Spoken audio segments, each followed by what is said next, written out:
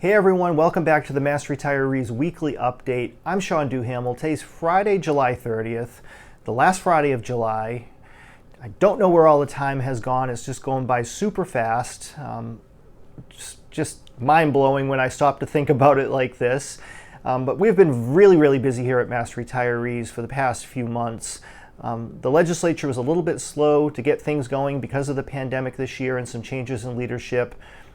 So they have really hit the ground running over the past few months between legislative hearings and the budget and things we're working on with the GIC in preparation for their next RFP next year. Down in Washington, we continue to be involved day to day with the quest to reform the Social Security windfall elimination provision. And as a matter of fact, there's 175 co-sponsors now on the Congressman Neal's bill, H.R. 2337. And those 175 co-sponsors are the direct result of the work that all of you are doing in contacting your local member of Congress, regardless of where you may live, and asking them to sign on to this bill. So we keep making progress. But the focus of today's video, I need to go back to last week's message, and I need to correct the record on something. Now, last week was all about the cost of living increase and the tremendous progress that we have been making here in Massachusetts for quite some time in funding our retirement systems and getting to the spot where COLAs not only are a regular, reoccurring benefit year in and year out, but that we're also taking steps to improve the COLA benefit. So whether it be a higher COLA base or passing further enhancements to the COLA like the senior COLA. And we're going to be talking a lot about this in the upcoming September newsletter, which, as a matter of fact, just went to press today. I'm not going to give you too much of a sneak preview, but you see the green color, and you'll be getting this in your mailbox by the middle of August. It went to the printer today, but the main focus of this upcoming newsletter is the success of our state and local retirement systems over the past 36 years and the tremendous asset returns that we saw in 2020 and that we have seen so far in 2021. And the impact that success has on the retirement system and what we believe should be a sharing of that success with the retirees. And that really comes through in terms of your COLA benefits year in and year out. Now, last week, if you watched the message, you know that I very enthusiastically reported that all 104 Massachusetts public retirement systems had paid a full 3% COLA for FY22, which is right now, the month of July. By the time you hear this message, you should have received your July pension check. That check has your FY22 COLA payment in there. Now, unfortunately, I was incorrect in what I reported last week. As it come to find out, only 103 of the 104 retirement systems are paying a 3% COLA. No sooner had my email gone out last Friday than I began to hear from retirees from the Massport Authority, who are members of the Massport retirement system, who had just received a letter on Friday from their retirement board explaining that the board had approved a 1.3% COLA for FY22. 1.3% is also what the Consumer Price Index was for 2020, and that was the COLA that was applied to your Social Security benefits if you do qualify for Social Security. That was the percentage that was applied to Social Security this past January, was 1.3%. Here in Massachusetts, because we have a limited COLA base, the state retirement law allows retirement boards to pay a full 3% COLA, up to a full 3% COLA, if they choose to. And again, that's to help make up for the fact that we have a limited COLA base because of the way that our retirement systems are financially structured and how that benefit has evolved over the past 50 plus years. That's where we're at today.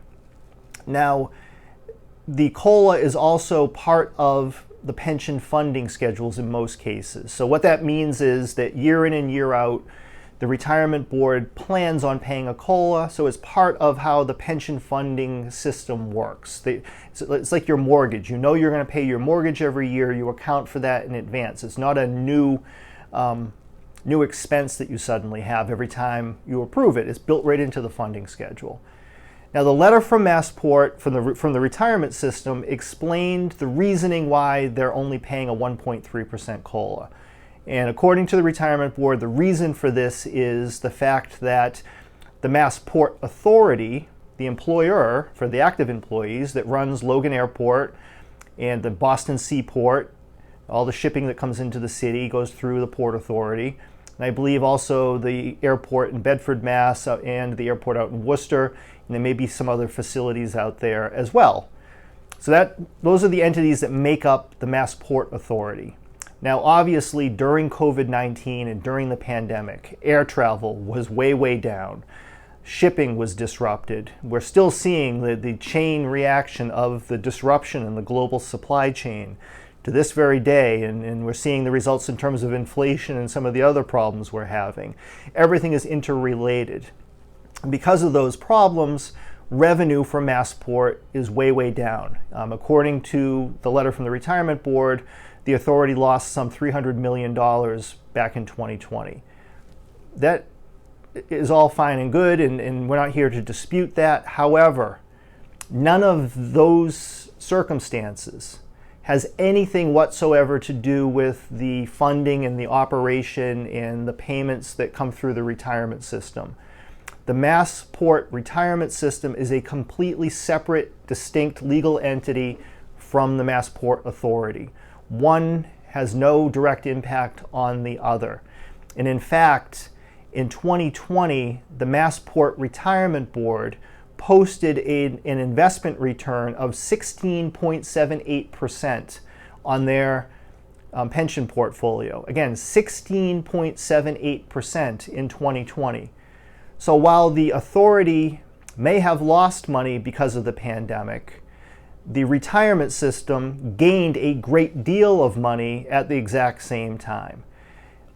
If you go and look at, and we're going to explain all of this into the newsletter, and it's also contained in today's email, but if you look back over the past 5, 10, and 36 years, the Massport retirement system has done extremely well, and they should be applauded for that. They have done a great job on your behalf. If you're a member of that system, they are nearly fully funded, meaning that they could stop receiving any additional monies today, and they would have enough money on hand to pay benefits for every single person that is owed benefits from the retirement system. They're flush with cash. There is no justification whatsoever not to pay a cost of living increase to their retirees. In the situation with the authority, as bad as it may be, and by the way, Massport Authority also received a federal bailout in the tune of $140 million last year to help make up for some of the shortfall. That's something that the retirement system should have taken into account if they were going to look at the condition of the authority. But again, none of those circumstances should have anything to do with whether or not they pay a COLA. The responsibility of the retirement board, in our opinion here at Mass Retirees, is to the retirement system as a fiduciary, as well as to the members of the system, so the retirees and the active employees, not to the sponsoring agency or the employer. That's not who the retirement board members should be first and foremost responsible to. So we're very disappointed by this. Unfortunately, from a legal standpoint, the retirement board, just like every other retirement board, they get to vote on this every year, and it was their decision to only pay a 1.3% COLA. We can't change that, but what we can do is report on it, report the facts, report how this is supposed to work, report just how well the system has been doing for the past 36 years, and let the facts be where they may, and advocate for you, for our members, because what's most important here is to protect your rights. This is your money. The billions of dollars in success that our retirement systems have seen over the past 36 years, that's your money out there. And people need to keep that in mind when they're making these decisions. Now, obviously, we're not going to advocate for something that is irresponsible or financially reckless. That's not in anybody's best interest. But at the very least, if your retirement system is doing well, you should expect to receive an annual COLA based on 3% of whatever that COLA base happens to be for that local system. It's time for our retirement systems to share the wealth with the members whose money it is, and to help you keep pace with inflation, because while this pandemic may have been difficult for Massport to withstand, it's also been extremely difficult for individuals to withstand. Inflation is on the rise. People have lost their jobs. We know that many of our members are living in intergenerational households and helping out family members during this time of need. Everybody's interrelated. Everyone's depending on each other. And that COLA increase, as modest as it is, goes a long way toward helping with that. So I'm disappointed that I needed to go back and correct my message from last week. And I apologize to those of you who are Massport retirees who received my email and my video last week, and if it brought confusion to you. That was certainly not our intention. We were not informed of the facts last week, and we need to do a better job going forward of making sure that we're double and tripling checking this information before we send it out. But want to clear the record this week. Hopefully going forward, we're not going to experience this again, whether it be with Massport or other retirement systems. Fair is fair. We want to make sure that everyone is doing right by our members out there. So with that, I'm going to sign off again for this week. We'll be back to you next Friday with a new update. There's a lot of end of the month legislative activity going on to report on, and we'll have that information out to you again next week. But thank you so much, and we'll talk to you again soon. Stay safe.